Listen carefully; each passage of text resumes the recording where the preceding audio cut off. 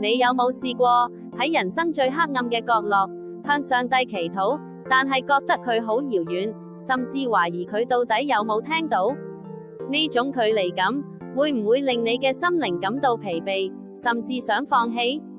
但係，聖經申命記4章7節，揭示咗一個奇妙應許，佢將徹底顛覆你對禱告嘅所有諗法。金句話，我哋禱告嘅時候，耶和華我哋嘅神與我哋相近。